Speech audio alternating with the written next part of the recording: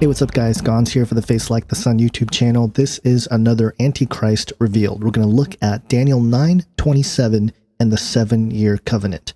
Now again, I'm working from the thesis presented by Chris White in his book, False Christ, Will the Antichrist Claim to be the Jewish Messiah? And this passage is another one that I think is very strong proof that the answer to that question is yes.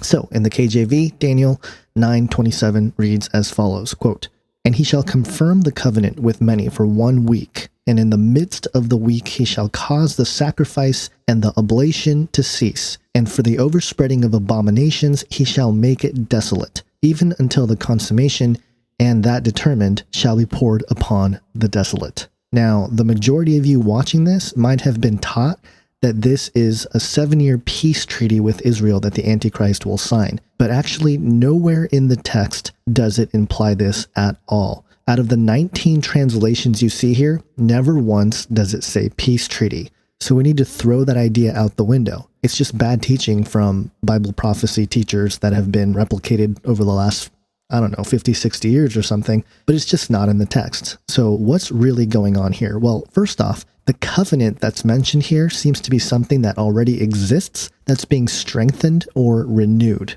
If we look through here, the KJV says, "And he shall confirm the covenant with many for 1 week." The ESV says, "And he shall make a strong covenant with many for 1 week." The NASB says, "And he will make a firm covenant with the many for 1 week." The NET says, "He will confirm a covenant with many for 1 week." And what Chris White points out in his book is that this idea of confirming a covenant is very difficult to translate, but there are some things we can look at that will help us understand what's really going on here. Now, it's likely that the Antichrist here is trying to fulfill the modern Jewish expectation of a new covenant. Now, as Christians, the New Testament is the new covenant, but to the modern Jew, they're still expecting passages like Jeremiah 31:31 to be fulfilled. And here's what Jeremiah 31:31 says, "Behold, the days come, saith the Lord, that I will make a new covenant with the house of Israel and with the house of Judah." In other words, the Mosaic covenant will be restored or renewed in the last days, which will start the daily sacrifices in the temple. To prove this point, Chris White actually gives us a couple of examples. First, he quotes Dr. Yuri Josef. He's a Jewish scholar who concluded in his paper that's called "Will the Real Covenant Please Stand Up?" Quote, "It is evident that Jeremiah's use of the term a new covenant does not involve the replacement of the eternal Torah by the New Testament. Rather, it signals a renewal of the original Sinai covenant." Chris also cites JewsForJudaism.org, which states, quote, "Jeremiah's new covenant is not a replacement of the existing covenant, but merely a figure of speech expressing the reinvigoration and revitalization of the existing covenant." Now, the King James Version is interesting because it says confirm the covenant, indicating that it is the Mosaic covenant.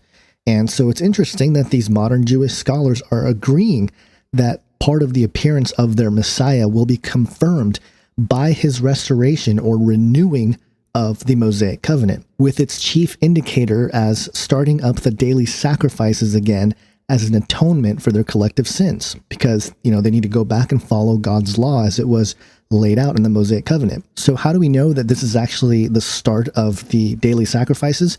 Well, it's assumed when you keep reading Daniel 9:27 in the next section where it says, "And in the midst of the week he shall cause the sacrifices and the oblation to cease."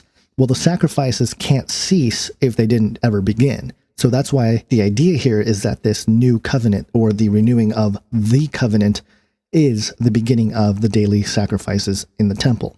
Now, the other thing that's important to point out is that this idea of the Antichrist making a 7-year treaty is not what the text indicates. Why would the Antichrist announce the renewal of the eternal Mosaic covenant and say it's only going to last for 7 years? That doesn't make any sense. Rather, it seems like the 7-year time period is something that God shows us will be the actual length of this whole thing, not the actual time frame of the treaty itself.